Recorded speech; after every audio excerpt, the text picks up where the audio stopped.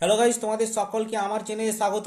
আমি রয়েছি তোমাদের পাশে। আজকে আমি ক্লাস 12-এর 3 কোশ্চেনের লেখক হচ্ছেন লিও টলস্টয়। এটা থেকে বেশ কিছু গুরুত্বপূর্ণ এসএকিউ কোশ্চেনের উত্তর আমি তোমাদের শেয়ার করব। তো তোমরা যারা ক্লাস 12-এ পড়ে যারা এবছর উচ্চ মাধ্যমিক পরীক্ষা দেবে তাদের ক্ষেত্রে এই কোশ্চেনগুলো ভেরি ভেরি ইম্পর্টেন্ট। তারা অবশ্যই ভিডিওটা স্কিপ না করে প্রথম থেকে শেষ পর্যন্ত মনোযোগ সহকারে দেখবে। তো দেখো, এর আগের ভিডিওতে আমি তোমাদের 3 কোশ্চেন থেকে বেশ কিছু গুরুত্বপূর্ণ এসএকিউ কোশ্চেনের উত্তর আমি তোমাদের শেয়ার করেছি। তো তোমরা যদি এই ভিডিওগুলো না দেখে থাকো তাহলে দেখো, আমার ডিসক্রিপশনে লিঙ্ক দেওয়া আছে, ওই লিঙ্কে ক্লিক করে তোমরা 3 কোশ্চেনের যে এসএকিউ ভিডিওটা আমি তোমাদের দিয়েছি সেই ভিডিওটা তোমরা একবার ভালোভাবে দেখে নাও। কেননা ওখানে আমি যে সমস্ত এসএকিউ কোশ্চেনগুলো তোমাদের শেয়ার করেছি সেই সমস্ত এসএকিউ কোশ্চেনগুলো থেকে আমি তোমাদের 100% কমন দিয়েছি কোশ্চেনগুলো। আর আজকে আমি যে সমস্ত এসএকিউ কোশ্চেনগুলো তোমাদের শেয়ার করতে চলেছি এই সমস্ত এসএকিউ কোশ্চেনগুলো তোমরা সাপোর্ট হিসাবে করে রাখবে।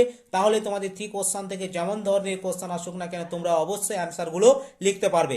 ওকে, তো আজকে আমি যে সমস্ত এসএকিউ কোশ্চেনগুলো তোমাদের শেয়ার করছি, question number 1, why did the tsar decide to consult the hermit. কি বললাম? Why did the tsar decide to consult the hermit, অর্থাৎ কেন জার সন্ন্যাসীর সঙ্গে দেখা করার সিদ্ধান্ত করেছিল।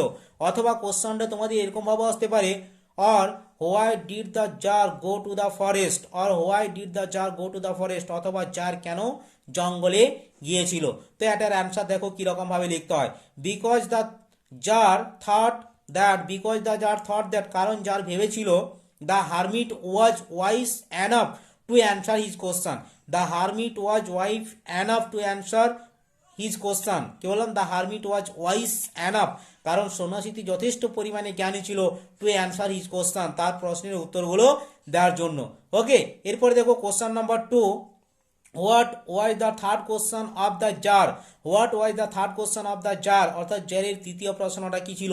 তো এটার অ্যান্সার দেখো কিরকম ভাবে লিখতে হয়। The third question of the tsar was, the third question of the tsar was, অর্থাৎ জারের তৃতীয় প্রশ্নটা ছিল, what was the most important work that he should undertake. কি বললাম? What was the most important work, সব থেকে গুরুত্বপূর্ণ কাজটা কি, দ্যাট হি শুড আন্ডারটেক, অর্থাৎ যে কাজটা তার হাতে নেওয়া উচিত। ওকে, অর্থাৎ যে কাজটা তার হাতে নেওয়া উচিত সব থেকে গুরুত্বপূর্ণ কাজটা কি। ওকে, এরপর দেখো question number 3, what is meant by the tsar, what is meant by the tsar, অর্থাৎ জার বলতে কি বোঝানো হয়। তো দেখো এটার অ্যান্সার কিরকম ভাবে লিখতে হয়। The tsar is meant by the ruler of Russia. কি বললাম? The tsar is meant by the ruler of Russia, অর্থাৎ জার বলতে রাশিয়ার শাসককে বোঝানো হয়।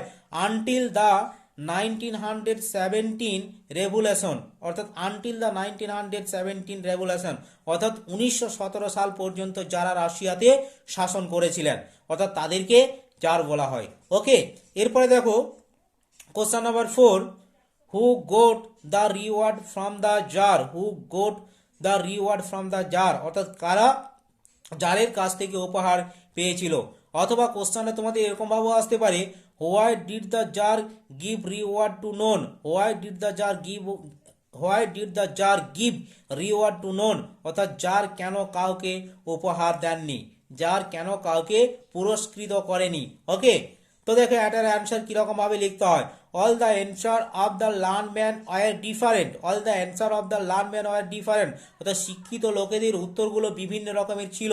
So the tsar give the reward to none, so the tsar give the reward to none, আর সেই কারণে জার কাউকে কোনো উপহার দেননি, সেই কারণে জার কাউকে উপহার দেননি।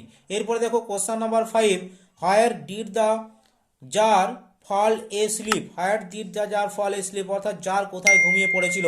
এটার অ্যান্সার দেখো কিরকম ভাবে লিখতে হয়।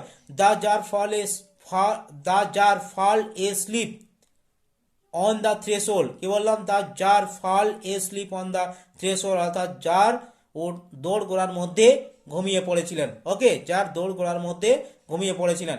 এরপরে দেখো question number 6, why was the bearded man a sworn enemy of the tsar. কি বললাম? Why did the bearded man own, why did the bearded man, very sorry, why was the braided man on, very sorry, why was the braided man a sworn enemy of the jar, অর্থাৎ কেন দাড়িয়াওয়ালা লোকটি জারের শপথ করা শত্রু ছিল।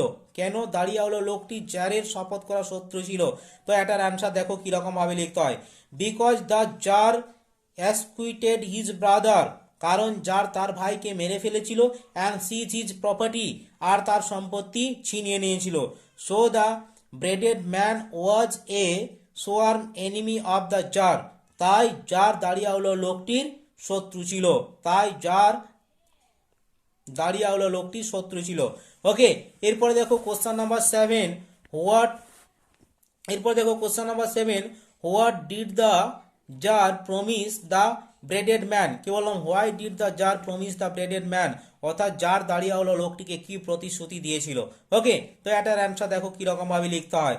The tsar promise the bearded man, অর্থাৎ tsar দাঁড়িয়াওয়ালা লোকটিকে প্রতিশ্রুতি দিয়েছিল টু রিস্টোর হিজ প্রপার্টি, তার সম্পত্তি ফিরিয়ে দিবে, and he would send his physician to treat the wounded man, আর তিনি তার ডাক্তারকে পাঠিয়ে দেবেন আহত লোকটির চিকিৎসা করার জন্য। ওকে, তিনি তার ডাক্তার বা বদ্যিকে পাঠিয়ে দেবেন আহত লোকটির চিকিৎসা করার জন্য। এরপরে দেখো question number 8 how did the tsar help the hermit. কিভাবে জার সন্ন্যাসীটিকে সাহায্য করেছিল? তো দেখো এটার অ্যান্সার কিরকম ভাবে লিখতে হয়। The tsar took the spade from the hermit, tsar সন্ন্যাসীর কাছ থেকে কোদালটি নেয়, and started digging for him, আর তার জন্য মাটি করতে শুরু করে, তার জন্য বীজতলা করতে শুরু করে। ওকে, এইভাবে জার সন্ন্যাসীকে সাহায্য করেছিল। ওকে, আশা করি অ্যান্সারগুলো বুঝতে পেরেছো। আর যদি আমার ভিডিওগুলো তোমাদের ভালো লাগে তাহলে অবশ্যই তোমরা আমার চ্যানেলটি সাবস্ক্রাইব করে রাখো পরবর্তী ক্লাসগুলোকে এবং গুরুত্বপূর্ণ নোটসগুলোকে সবার আগে পাওয়ার জন্য।